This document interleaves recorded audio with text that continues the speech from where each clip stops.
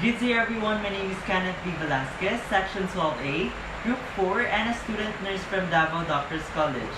Today, I will be showing you my return demonstration in performing immediate newborn care. This assessment is important because immediate nursing care is essential to the needs of neonates provided at the time of the birth. Of course, in this return demonstration, I will be showing you how word dressing, vaccine administration, measurements, vital signs taking, initial bathing, and application of feeds prophylaxis is properly done. So first, we will be washing our hands for us to deter the spread of microorganisms.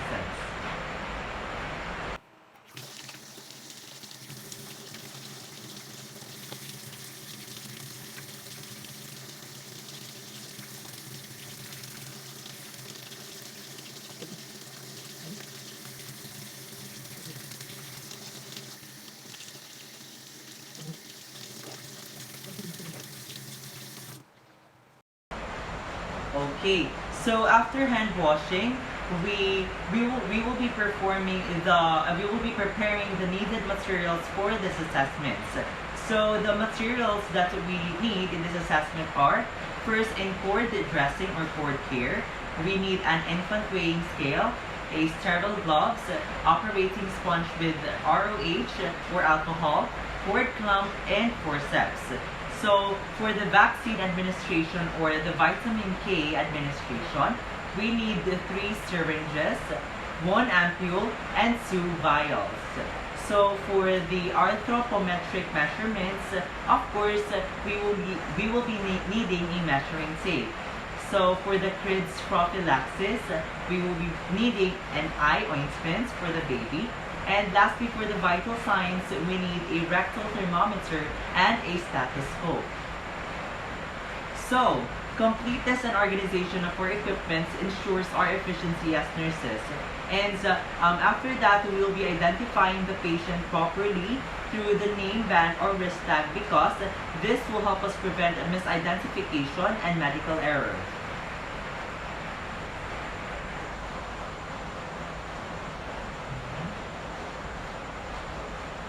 Okay, so after that, we will be keeping the environment warm to enhance the infant's comfort. So this is important because it helps the infant to prevent the heat loss that will result to the infant's hypothermia. So I will be letting the temperature high for this procedure.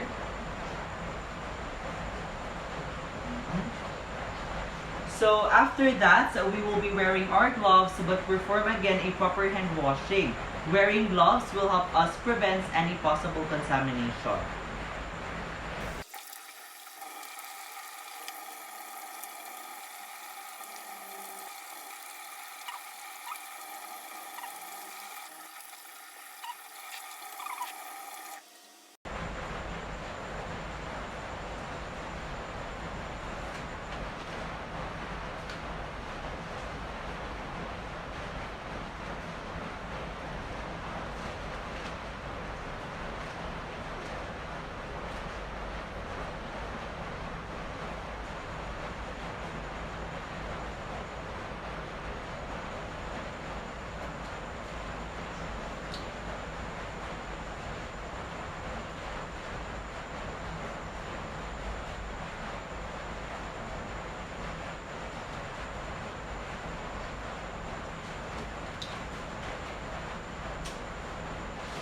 In the receptacle. So after that, we need to get the weights of the newborn correctly, because this is the part of the baseline data.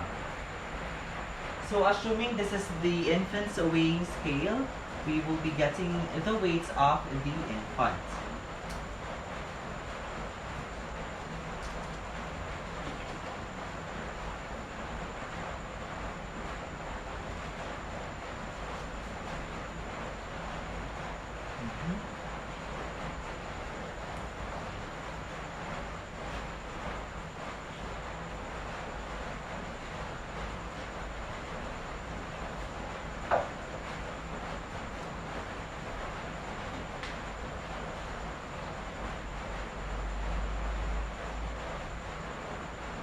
Okay, so the average weight of the baby is 3.2 to 3.4 kilograms, and most full-term healthy newborn weights is approximately 2.6 to 3.8 kilograms. So first, the assessment, let us perform the proper cord dressing or the cord care. This basic care helps prevent infection, and it may also help the umbilical cord stump to fall off and the navel to heal more quickly. So of course, do not forget to put on sterile gloves for you to decrease the transmission of microorganisms. So since I am wearing a sterile gloves at the moment, I can proceed with the first procedure in the cord dressing. So first, properly restrain upper and lower extremities of the newborn. This is for us to avoid cross-contamination and accidental injury to the newborn while cutting the cord. So the upper extremities of the baby is his or her hands, while the lower extremities of the babies are his or her legs. So ideally in a medical setting, the person who will cut the cord shall have one task, which is cutting the cord. So if the word restrain comes in the procedure, of course, the person who will cut the cord will be needing assistance to another person. So this procedure needs a working hand. So assuming that there is someone who is holding or restraining the patient's lower and higher extremities, we will be proceeding with the next procedure. So of course, next, using the operating sponge with ROH or alcohol, disinfect the cord 3 times from base upward. This is essential as this helps in preventing the cord being contaminated.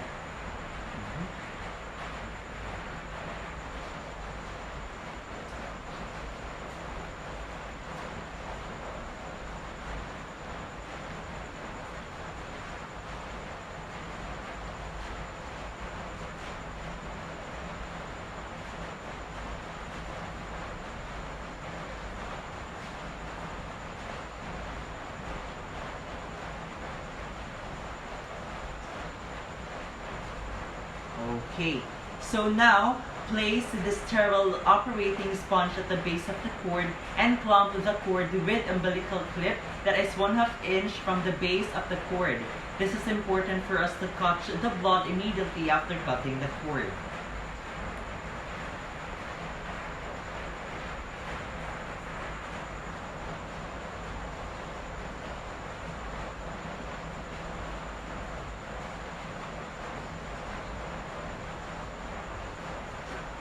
So, this is my improvised umbilical clip.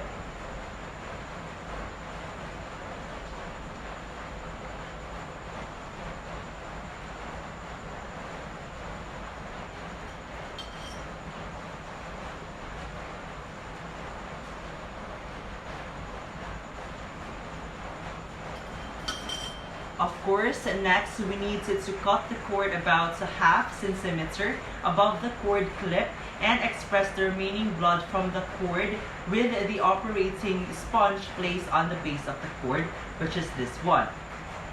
This will also catch any blood that will spurt out from the cut cord.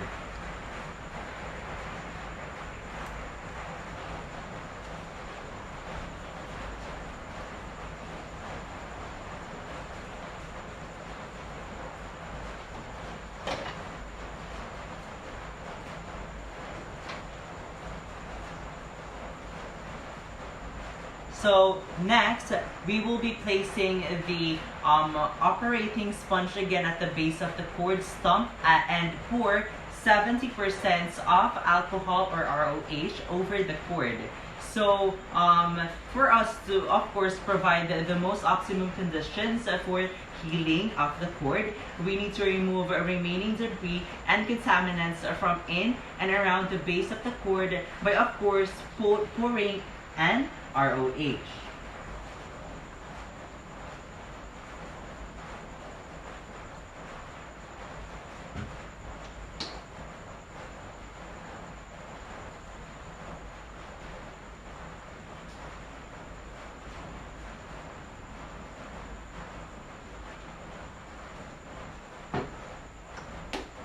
So after everything, discard this operating sponge to the receptacle, proper receptacle, and you can now proceed with the next procedure. So, of course, after the cord dressing, we will be proceeding in the vial injections or the vaccine injections. So, after the cord here, let us proceed in the vitamin K injection. So, vitamin K is needed for blood clotting. Thus, it is done to prevent a serious disease called hemorrhagic disease of the newborn or the HDN. So first, we need to withdraw the exact amounts of vitamin K from the ampule and inject it into the middle of the third lateral aspect of the infant's thigh. The lateral aspect of the infant's thigh is preferred site for intramuscular injection because it is the bulkiest parts of the thigh. Okay. So first, let's assess if there are any lesions or something abnormalities so that you can proceed. So get your syringe.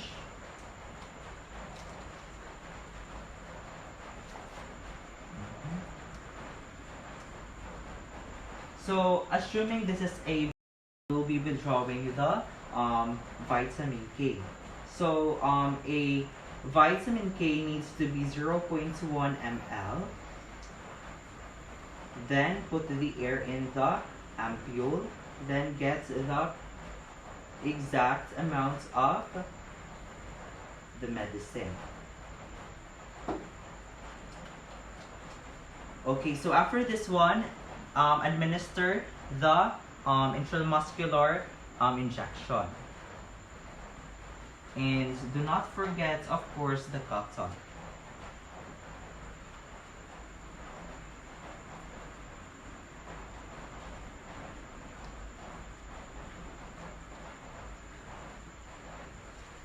Discard. So we can proceed with the next procedure. So also we need to inject hepatitis B vaccine, which is intramuscular, and at the right vastus lateralis.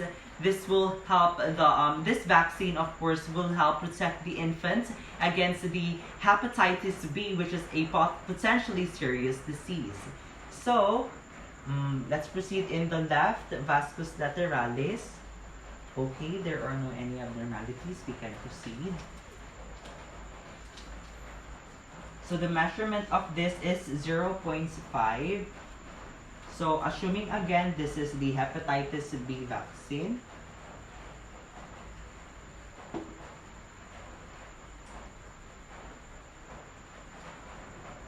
Insert the air. Then withdraw the medication.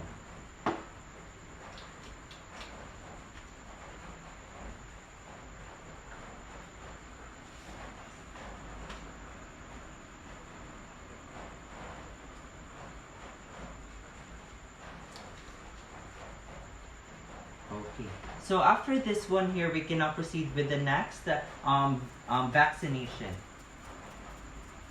So next, also, vaccine for tuberculosis is administered using a BCG vaccine through the right deltoid intradermally. This vaccine will protect the baby from serious forms of tuberculosis such as TB meningitis, an infection of the brain, and a miliary TB, which is a widespread infection. So this is the third syringe. Assuming again this is the BCG vaccine, this is 0.1 ml. Then insert the air.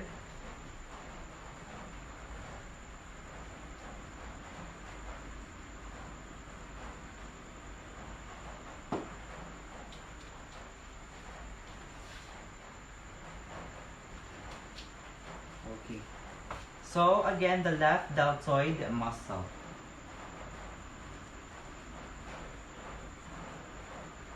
Intradermally.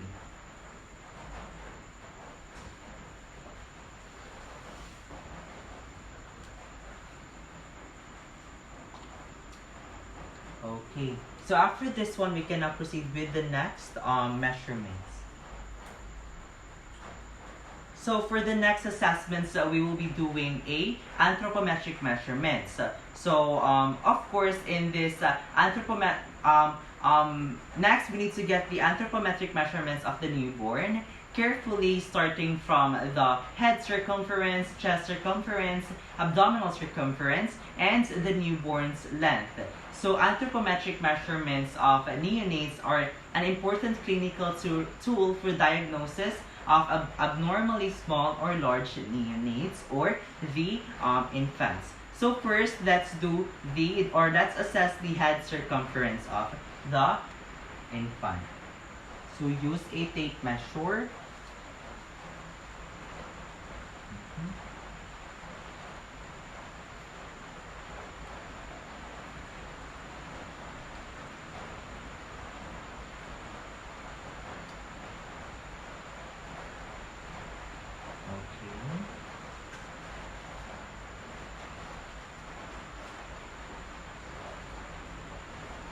Okay. So normally head circumference of a infant is 33 to 35 centimeter. So let's proceed in the chest circumference.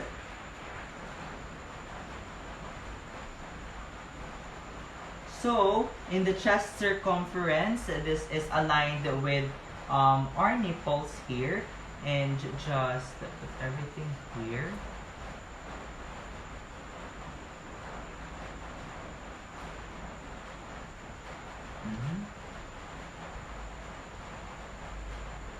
So normally the infant's chest circumference is approximately 31 to 33 centimeter. So let's assess the abdominal circumference. So for the abdominal circumference, you can actually measure it align with the umbilical area of our baby.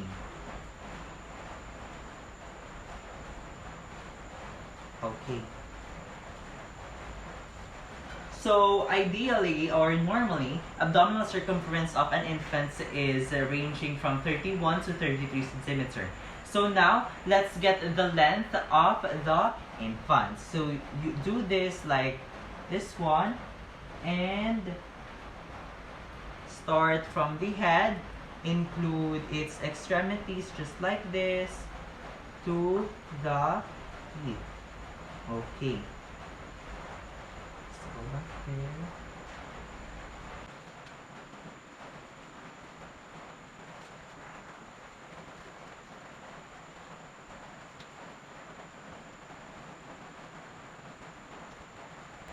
So next, we will be taking the newborn's temperature rectally. This method is accurate and gives a quick reading of the baby's internal temperature. At the same time, to inspect if the infant has a perforated anus.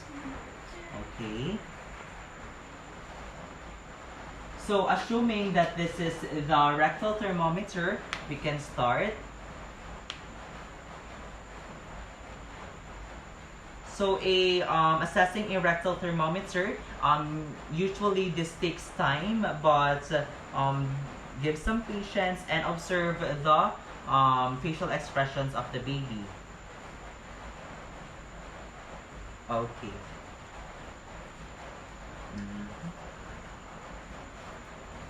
So a normal rectal temperature for the baby is ranging from 97 to 97.7 to 99.7 degrees Celsius. So we will be arranging everything for us to be assessing the next assessments. So now we will be proceeding in the initial bath. So next, in the initial bath, of course, in this procedure, always remember to avoid bathing the baby earlier than 6 hours of life, because this practice should never be done anymore to the newborn. So for the procedures in initial bathing, you need to hold the newborn in a football grip manner, folding both ears. This is to maintain comfortable position for the baby and will prevent water from entering through the ears.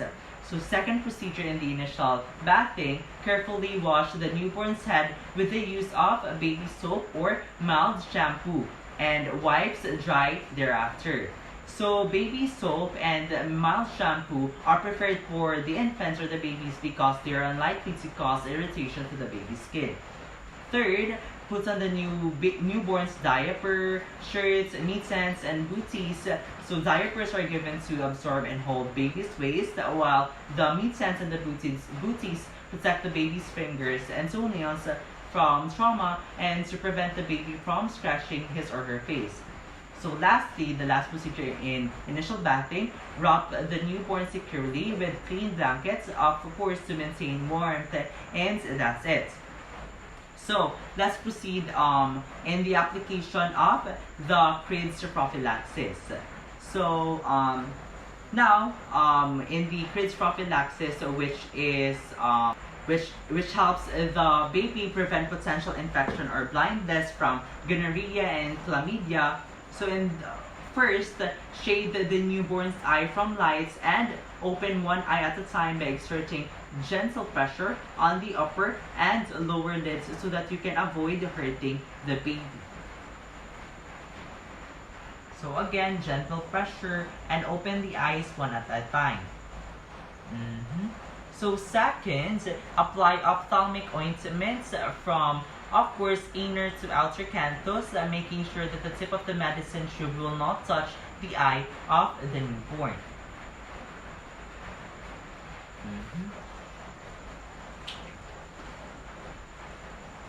Inner to outer canthus. So next, inner to outer canthus and careful.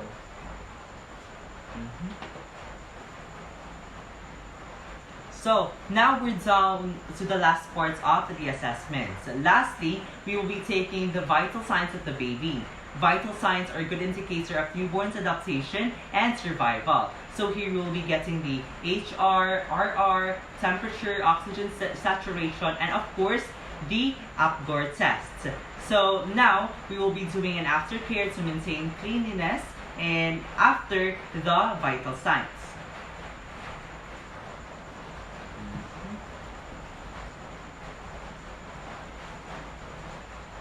So the respiratory rate.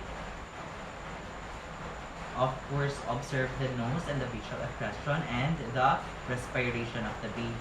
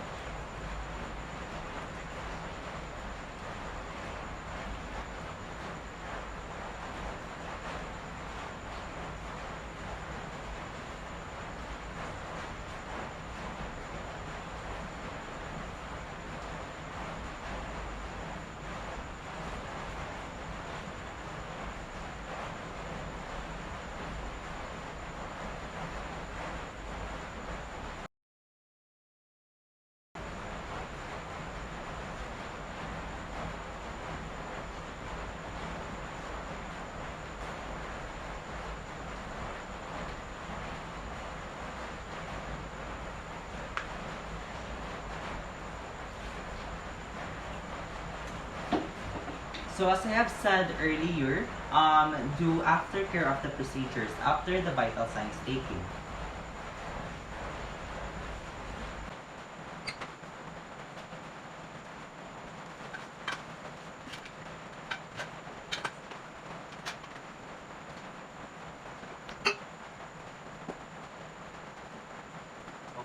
So also, we will be recording the procedure done and other pertinent data. This will serve as a proof that the procedure was done, and it helps with the communication among the professionals of the health system through the exchange of information that concerns the patients.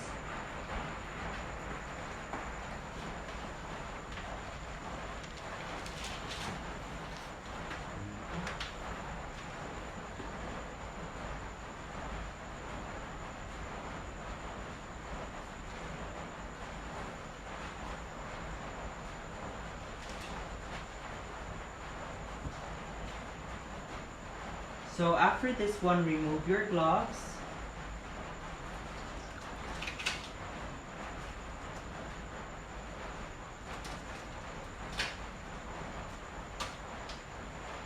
Do hand washing.